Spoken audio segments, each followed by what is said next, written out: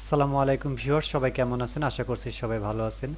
বাংলাদেশ বিমান বাহিনীতে বিমান সেনা পদে নতুন আরও একটি নিয়োগ বিজ্ঞপ্তি প্রকাশিত হয়েছে, যেখানে বাংলাদেশের সকল জেলার পুরুষ প্রার্থীগণ আবেদন করতে পারবেন।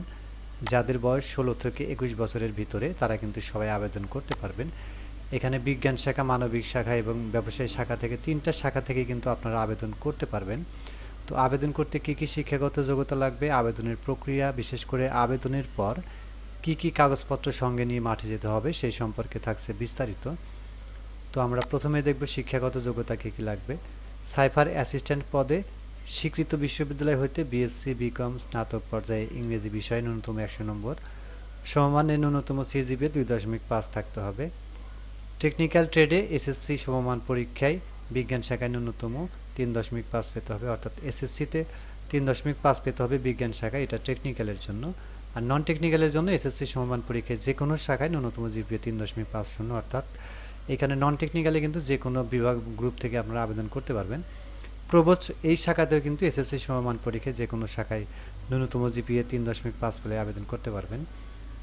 অর্থাৎ টেকনিক্যাল ট্রেডে একমাত্র আবেদন করতে বিজ্ঞান শাখা লাগবে, তাছাড়া নন টেকনিক্যাল এবং প্রবোস্টে দুটোতেই কিন্তু আবেদন করতে যে কোনো শাখা হলে আবেদন করা যাবে। তারপর আমরা অন্যান্য যোগ্যতা দেখি। জাতীয়তা বাংলাদেশি পুরুষ হতে হবে, বয়স হতে হবে সকল ট্রেডের জন্য 16 থেকে 21 বছর, সাইফার অ্যাসিস্ট্যান্টের জন্য শুধুমাত্র 28 বছর হতে হবে, বৈবাহিক অবস্থা হতে হবে সকল ট্রেডের জন্য অবিবাহিত, সাইফার অ্যাসিস্ট্যান্ট বিবাহিত ও অবিবাহিত দুটোই হলে চলবে, উচ্চতা হতে হবে সকল ট্রেডের জন্য 5 ফুট 4 ইঞ্চি, প্রবোস্টের জন্য 5 ফুট 8 ইঞ্চি, ওজন বয়স ও উচ্চতা অনুযায়ী বুকের মাপ ন্যূনতম 30 ইঞ্চি, প্রসারণ 2 ইঞ্চি, অর্থাৎ স্বাভাবিক 30 এবং সম্প্রসারিত 32 ইঞ্চি, চোখের মাপ হতে হবে 6/6 বা স্বাভাবিক দৃষ্টি সম্পন্ন। তো এইখানে আবেদন করতে কিন্তু অযোগ্যতা আছে কিছু, 3টা অযোগ্যতা আছে, অর্থাৎ সেনা নৌ বিমান বাহিনী অথবা অন্য কোনো সরকারি চাকরি হতে বরখাস্তকৃত হলে, যে কোনো ফৌজদারি অপরাধের জন্য আদালত কর্তৃক দণ্ডপ্রাপ্ত হলে এবং সরকারি চাকরির নিয়োগ নিষিদ্ধ ঘোষিত হলে, এই 3টা বিষয় যদি থাকে তাহলে সে কিন্তু এখানে আবেদন করতে পারবে না।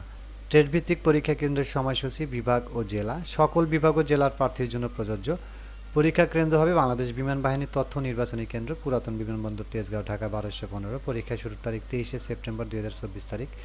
এখানে যে পরীক্ষার সময়সূচিগুলো থাকবে এগুলো কিন্তু অবশ্যই এখানে এদের যে ওয়েবসাইট আছে joinearforce.wap.military, এই ওয়েবসাইটে কিন্তু প্রকাশ করা হবে।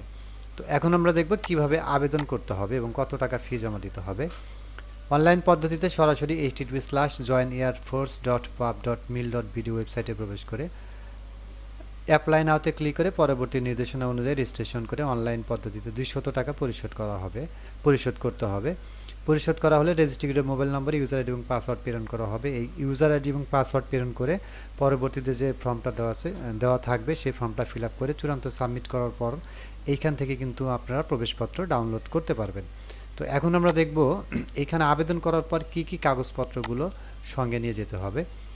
সকল শিক্ষাগত যোগ্যতার মূল অথবা সামরিক সনদ, প্রশংসাপত্র এবং মার্কশিট সমূহের সত্যায়িত ফটোকপি, ইউনিয়ন পরিষদ চেয়ারম্যান, সিটি কর্পোরেশন কাউন্সিলর, পৌরসভার মেয়র কর্তৃক প্রদত্ত জাতীয়তা সনদ এবং প্রথম শ্রেণীর গেজেটেড কর্মকর্তা কর্তৃক সত্যায়িত চারিত্রিক সনদ, স্থায়ী ঠিকানার প্রমাণ হিসেবে ব্যক্তির নিজের পিতামাতা পিতামহীর দ্বারা স্বনামে স্থায়ী ঠিকানা হিসেবে ঘোষিত আবাসস্থলের বিপরীতে হালনাগাদ কর খাজনা, অর্থাৎ সর্বশেষ পিতামাতা যেখানে থাকবে সেখানকার কর খাজনা পরিশোধের প্রমাণপত্র সঙ্গে নিতে হবে।